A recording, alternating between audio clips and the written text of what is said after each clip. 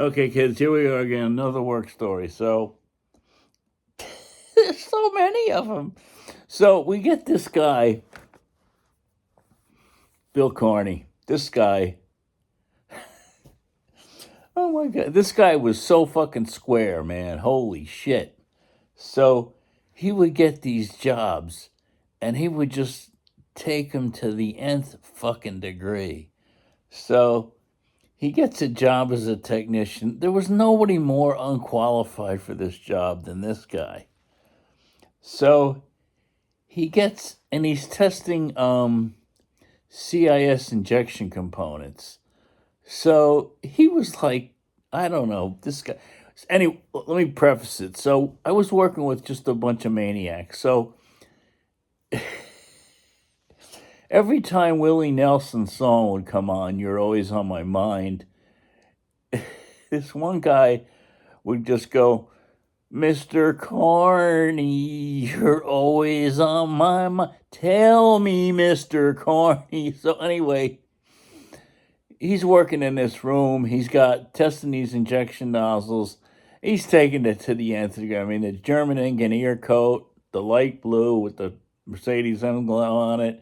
Now he's got rubber gloves up to his elbows, and he's got a full face shield on with a gigantic respirator. Nobody wore that shit in those days. We just did it, right? So he goes into Kurt's office in this whole regalia. It's like Tommy. Oh, that's another story. Anyway, I don't know how Kurt didn't crack up.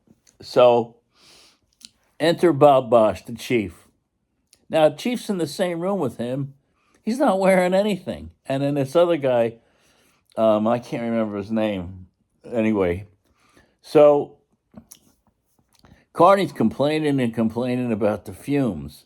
Well, don't be a gynecologist. That's all I can tell you. Okay, so he's in there. He's complaining and complaining about the fumes. So they call this guy, the office manager, John Pantuliano, who was another guy who's grossly unqualified for his job, and he gets the flying Panandolfo whiz kids, and they were three guys from Italy, PS and NS, partial speak English and no speak English. So they come in with this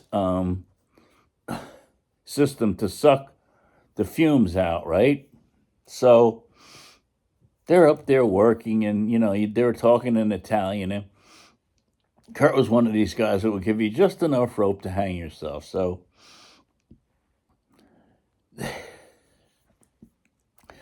Bob, the chief, is in the room with Carney, and they finish it up, and the chief comes out and goes, this is going to be good. Watch this. So after a couple of months of working, they ready to hit the switch to see how much fumes will get sucked out of this injection room. So sure enough, the three Panandolfo whiz kids there, NS and PS, are standing there. Pantoliano is standing there, and they're all proud of what they did. So they turned the switch on, and it was like, it wasn't doing anything. So Kurt immediately flips out. I'll never forget this. This would not blow out the candle stuck up my wife's cat's ass. The Panandolfos and Pantuliano are gone. In comes Jake Candelieri from Candelieri Construction. He brings in a crew of guys. A week later, they're done. They flick it on, and Carney almost gets sucked out of the room. So can't make it up. It was just like, it was great because we didn't have air conditioning in your shop. You stand by the injection room door and you just get a nice breeze. There's just so much air sucking up and getting sucked out. So anyway, so we get this guy Eldini, Jerry Eldini, who this was a guy a lot like Bart. He knew everything, knows everything, nothing he doesn't know. So Eldini pulls a 4-barrel carburetor out of scrap bin one day, and he's going to explain it to Carney how it works.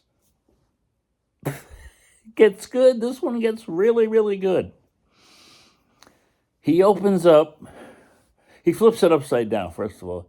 He opens up the secondaries, they're like this big, right? And he goes, and Carney's believing it all too. It's all complete horseshit. So Aldini goes, he opens up the secondaries, goes, this is what it runs on most of the time.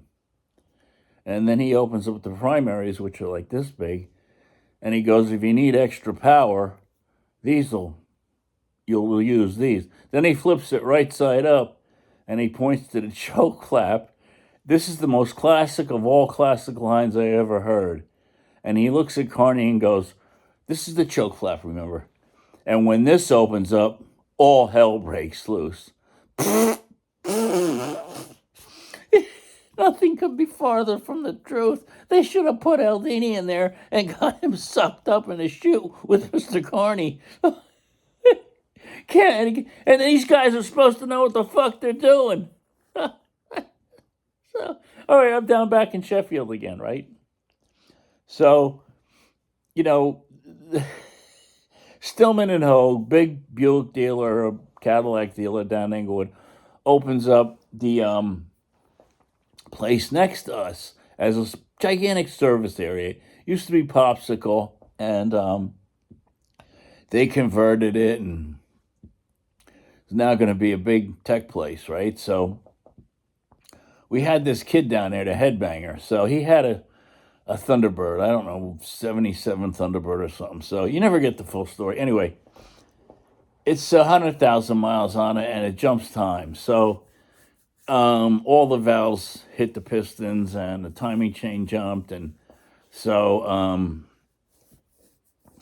the kid says, I said, I'll give you $100 for it, because the kid didn't know what to do with it. So we had carte blanche down there, and nobody was down there. And the place is so fucking big, this place. I mean, so I put it over there with the cars, the Mercedes cars, and yanked the heads and put a new timing chain in. And the reason they jumped in those days was it had a neoprene gear, and the replacement kit was 2 steel gears. So I yanked the heads, took them to King's, got new valves put in and new seats and everything. So I'm doing this, and one of these clowns from Stillman and Hogue comes over and goes, now this is a technician at Stillman and Hogue. And he goes, what are you working on? I said, it's a kid's T-Bird here. So he goes, how do you set the timing in that?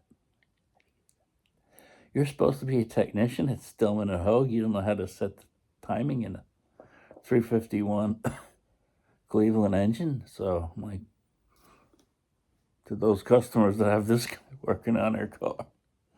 So anyway, I put the thing together.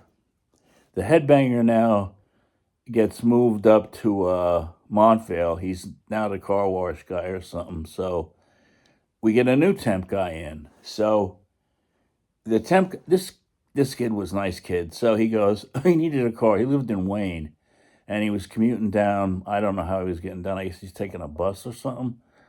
So he needed a car. So I said, all right, I'll give you this car. Just pay me what I had invested in it at the time, which is probably, I don't know, $200-300 to get the valves, get new valves and head gasket and timing gear and everything. So he goes, and he was a good kid. He really was. So he goes, can I pay you on time? I go, yeah, that's fine. Give me whatever you can, because they were making $10 an hour in those days, which was good money in those days. So I said, yeah, just, he needed a set of wheels. So something else went. It was an older car, had over 100,000 miles on it, and so the kid reminded me a lot of myself. He was struggling, but he had no self-confidence at that young age. So he says, do you think I can do this? I'm like, yeah, I think you can do it. If you don't, I'll just come by your house and help you out. Turns out, kid, this guy had a set of hands on him, and it connected to here. So I went past his house because I would ride my bike to my sister's house, and he had this house on Wayne, and it was his mother's house up on a terrace, and he had down below a big parking area where you could park probably 4 cars off the streets. Anyway, this kid got so good because I kept telling him, "Yeah, you can do it. You can do it." He ended up being a great wrench and working on all the cars right down there. So that was really gratifying to see. So another story from this lunacy house in Sheffield Avenue is all these temps. Fortunately, this Dave Conlon, this guy. Anyway, boop 6'8" Kurt, Dave Conley, Sheffield. The guy could not make a decision on his own. I mean, the guy was incapable. His father was Irish, his mother was Jewish. I don't know if that explains what, but so anyway, they get the checks Friday from the temp agency. So Dave Connolly had a favorite bar that he went to, the Sheffield Inn or whatever it was. And he hated it when anybody that worked for him went there because he considered this his bar. So anyway, the checks go out Friday, 10 o'clock. At 12 o'clock, the place is empty. Everybody's down at the Sheffield, right? We didn't give a shit. Stay there as long as you fucking want. Just come back sometime and show up the next day or Monday. We didn't care because nobody would ever come back to these. Even though we're making $10 an hour, they would just, it'd be hit and miss as they come back. So I don't care. Just come back, right? So everybody, and they would all come back as one because they would go in Sal's car. And Sal's car, you couldn't, I don't even know how he drove. It was so full of pot smoke. It was a Dodge Dart. 8 guys in a Dodge Dart going to a bar. And Sal was not the most slender guy. So come back and I'm counting. And there's a guy missing. So, forget the guy's name, but the guy was a Vietnam vet, and he signed up for a second tour of duty, and the second to the last day of his second tour of duty, he got hit pretty hard. So he lost an eye, and he was pretty banged up. So I go out, and I'm like, anybody see this guy? Shoe looking time. Everybody's looking at their shoes. So I'm like, I gotta find this guy now, right? So I'm the only guy there with all these temps. So I'm like, well, this guy could be anywhere, right? So I'm like, finally I go in the bathroom, right? And I'm calling this guy. I don't remember his name. I'm calling this guy's name. And I'm looking in the stall. So I look in the stall, and he's laying on the floor. I'm like, you all right, man? You all right? Bill, I always wanted to tell you I love you so much. I'm like, God, I love you too, buddy. So I go back out, and I'm like, all right, somebody's got to take this guy home. Does anybody know where this guy lives? Shoe looking time. I'm like, well, somebody's got to take. No, somebody's going to get fired. I go, nobody's going to get fired. Nope, nobody's going to get fired. And secretly myself, I'm saying, I wouldn't fire anybody because you can't get anybody fucking job. So anyway, they take him home. That's my big work story for today. And remember, whenever you hear Willie Nelson, you'll think of poor Mr. Carney. Not poor Mr. Carney, poor us for having to put up with Mr. Carney. Mr. Carney. My God, I can't make it up.